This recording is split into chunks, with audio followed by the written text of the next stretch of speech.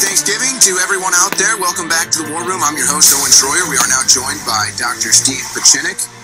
As always, you can find him at stevepieczenik.com as well as on Twitter. An expert on everything behind the scenes going on with regime changes and the likes of military operations. Dr. Pieczenik, thank you so much for joining me today over the holiday. Owen, congratulations on your new show. I'm very proud of you, and I'm proud of InfoWars. You deserve it, Owen. You've worked hard, so I think it's great. And you look great. Thank you for coming on today. This is your first time on with me here. Huh? This is your first time on the War Room, so I'm glad that it happens over Thanksgiving. Oh, well, it's an honor for me. Owen. And look at that. And he has a smile on his face to boot, so you know he's happy. You know he's glad to be on because he has a smile. Well, because you are, like Alex, you have the same technique and the same talent. You're informative and you have a good sense of humor. Nothing can beat that. That's the problem with the mainstream media, quite frankly. They don't have a sense of humor and they don't have a sense of perspective. You and Alex and the whole group have a sense of perspective, and you happen to be right on. Trump was correct when he said, you know what? The best thing that's happened so far is the fact that women are complaining and the harassment charges are coming out. I look at it a little bit differently, but I agree with him. What's happening in effect, and I've written it in a blog, is that women are coming into power. The asymmetry of power, women have been socialized to be second in command, so to speak, is over. What's happening now is the young women, the millennials, and other women are coming into a parity position. And it came through kind of a revolution that I had not expected, which was really sexual harassment, which begs the question, not only is the individual involved, but what happened to the entity? When you have a Charlie Rose, and he's on both PBS and he's on CBS, and he's been there for 20 to 30 years. And Bloomberg as well. He also was suspended from Bloomberg. Right. So how is it possible? Tell me, Owen, I really have no idea, understand how PBS, Bloomberg, and CBS did not know about his maladroit and miscreant behavior, that he was harassing women. They knew about it. Absolutely. So what we're really getting into is a far bigger revolution. It's not just about the individual. It's about the systems that are involved. The media, the public broadcasting system is funded by us, by the citizens. It should have been involved in immediately dismissing it. So the fact comes, the issue right now is who was involved over Charlie Rose. In other words, who's responsible for it? Let's start firing the people at PBS. Well, we know that, I think it was either his manager or perhaps it was the manager that was whatever department at CBS. She had been complained to by assistants, by interns before, and she just sloughed it off like, oh, that's just Charlie. That's just old Charlie. So that was a woman too. That's right, Owen. So what happens, it's irrespective of a woman. When you come into power politics, it doesn't matter whether you're a woman or a man.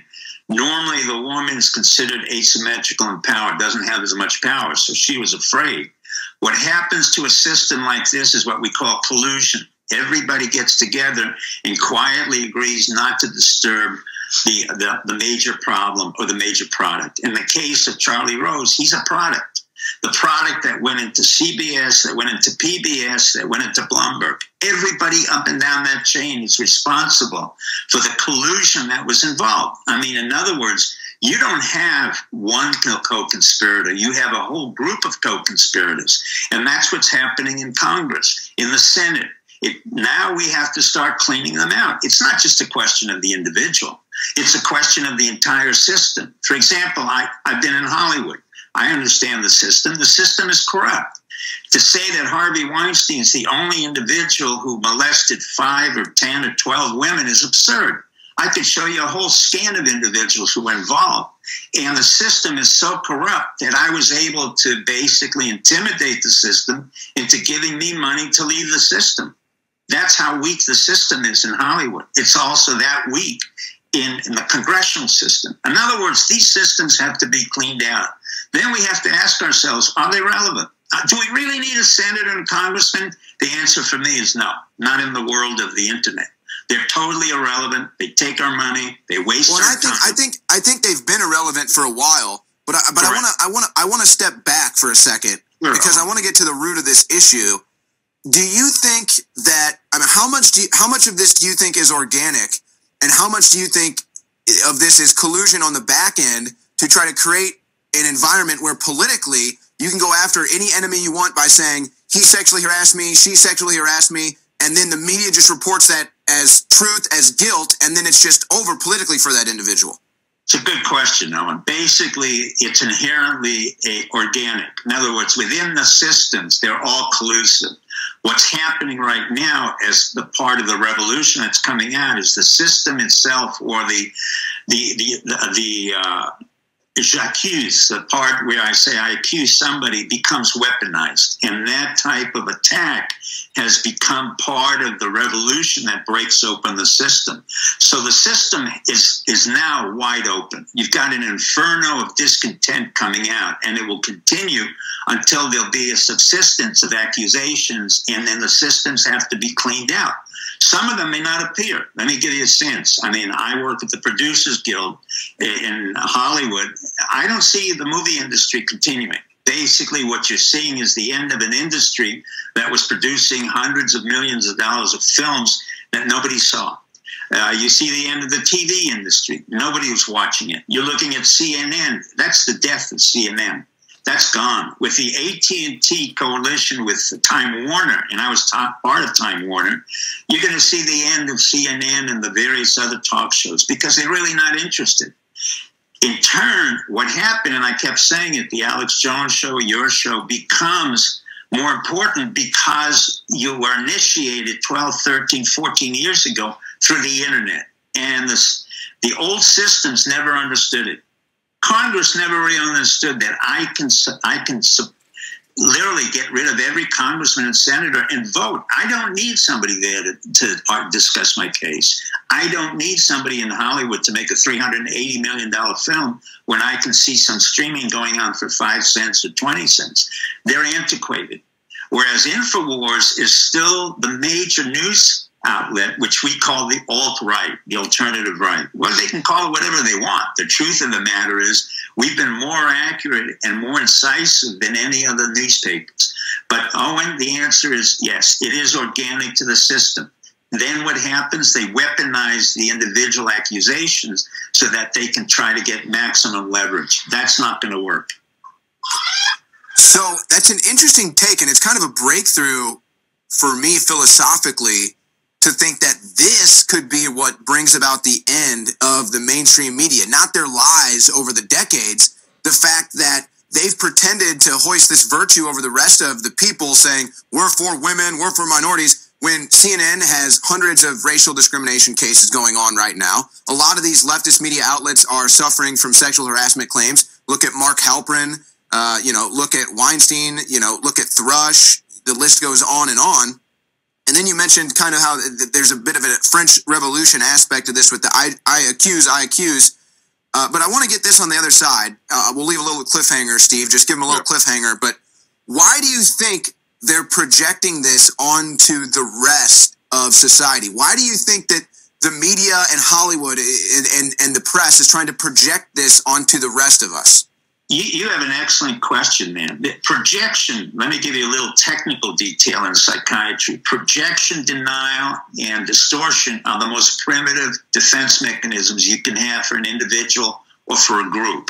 So you've hit it right on the head. As they're falling apart, as they're hitting the moribund period of their life, in other words, they're entering into a death spiral, the only defense mechanism they really have is projection, to accuse others of what they were guilty of. Nobody personifies that more in my ideal than Charlie Rose. He hit 4 different networks, 4 of which will not be here, 1 of which we have funded. But when you look at it, it's a total travesty. What happens in collusion when you break it up? These are all symptoms. We'll be right back with Dr. Pieczenik. These are all symptoms of the establishment collapsing, folks, and dying. Go ahead and expand on that, Dr. Pieczenik.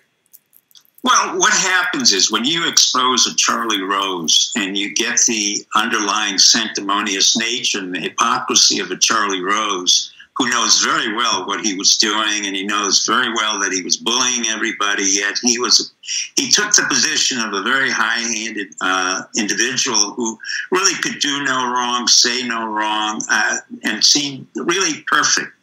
The problem was that he knew within that background he was totally vulnerable. So was the system. And what happened is the system was racing around to cover up all the misdeeds that he had, mainly the women he had hit upon, the women he had walked in front of, the naked. I mean, all the nonsense that came out. It shows how a pathetic individual he was. But that's not the only issue. The real issue is not only that he's pathetic, but that the establishment which paid him millions and millions of dollars was absolutely out of control and absolutely hypocritical and very deleterious to any individual, any ideas, or any philosophy. Let me give you an example. PBS covered him for what, 10, 20 years? That's our funding.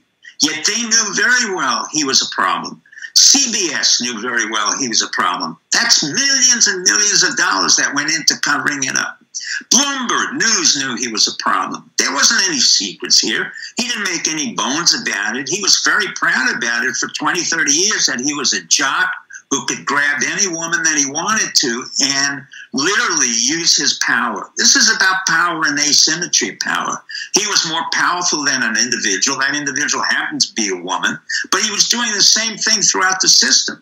So the system became collusive. That is, in order to protect itself, it was very vulnerable, and it all got together to make sure that no one would squeal on this guy because he was the weakest element in a weak system.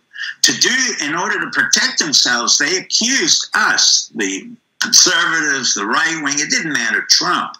And Trump never denied what his past was. But on the other hand, he's had his daughter, he's had a beautiful wife, you know, he's comported himself with some elegance, and that couldn't stick on him. So what happened is Trump very cleverly allowed everybody to project their own discontent onto him, and what you saw was one massive failure after another. It wasn't just a woman on a woman. It was Kevin Spacey on a young man. It was not only homosexual, it was pedophilia. And what I'm concerned about is that the entire system is really concealing a huge pedophilia ring that goes from the State Department, the White House, not this White House, but the other White Houses, and the politicians right into Hollywood.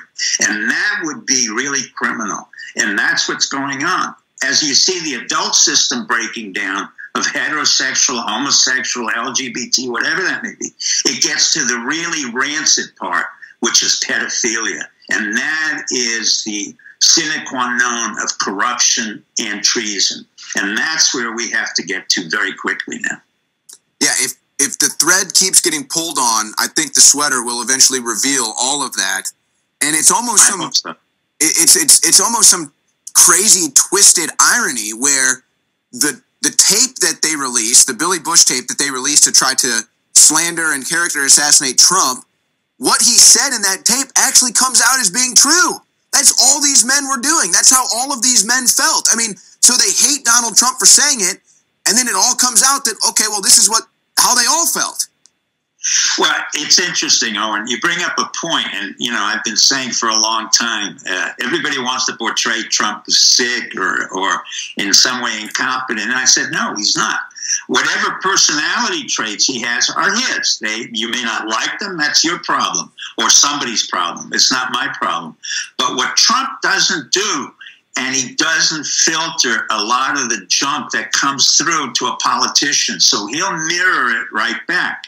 When he said that the father of that young man who stole something in China is ungrateful, he's correct. I don't care what the underlying issue is. I don't care if the gentleman's black, green, or yellow. When you steal something in China, believe me, you're going to jail. I know the Chinese. I worked with them. I have a full respect. But for Trump to say to somebody, look, you ingrate, I was the one who brought it up. It wasn't an issue of the State Department or anybody else. President Xi Jinping listens to one man only. That's Trump. For many, many reasons. He understands power, and power comes back to Xi through Trump and vice versa. He doesn't listen to the State Department. Yeah. Trump was right. Trump was right, and LeVar Ball is just, an ungrateful, disrespectful, sad sack. But Dr. Pieczenik, I only got 4 minutes left with you. I got to change subjects here before I get you off here.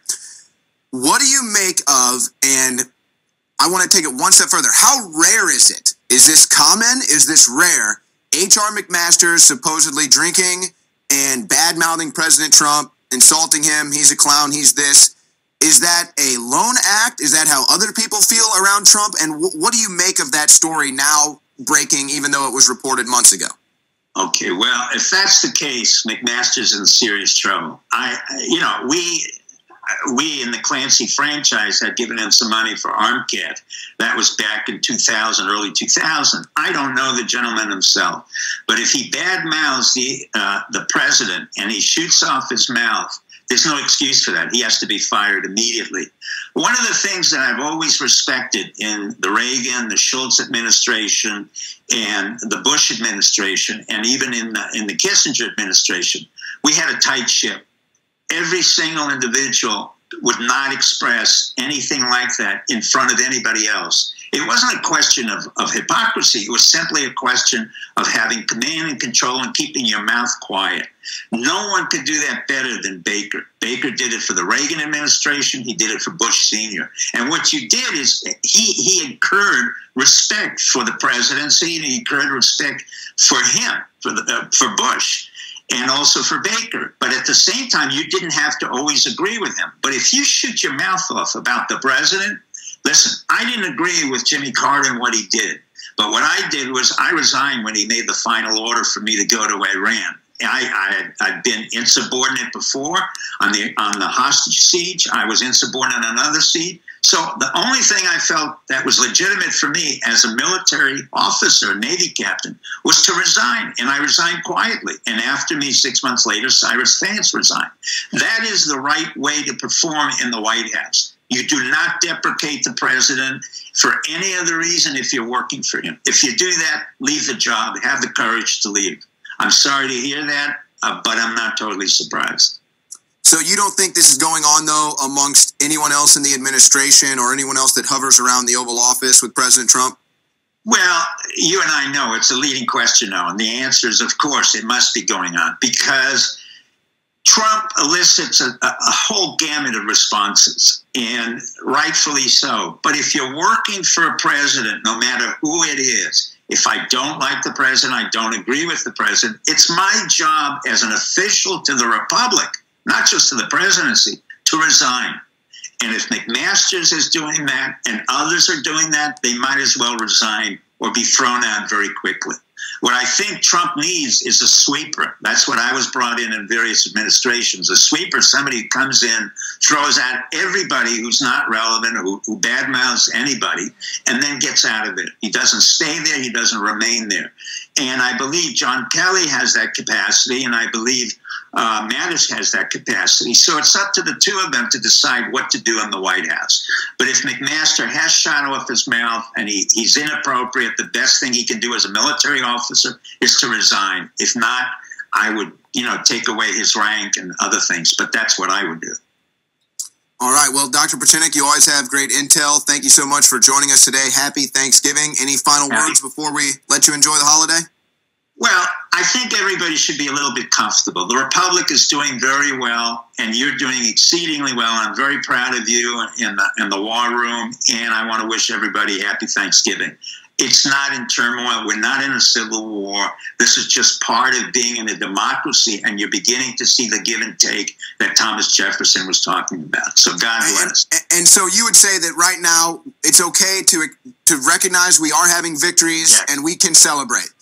Correct. And we should celebrate, because that's the beauty of a democracy and a republic. And thank you, Owen, for the chance. Absolutely. Happy Thanksgiving, Steve. We'll be right back on the other side. Don't go anywhere.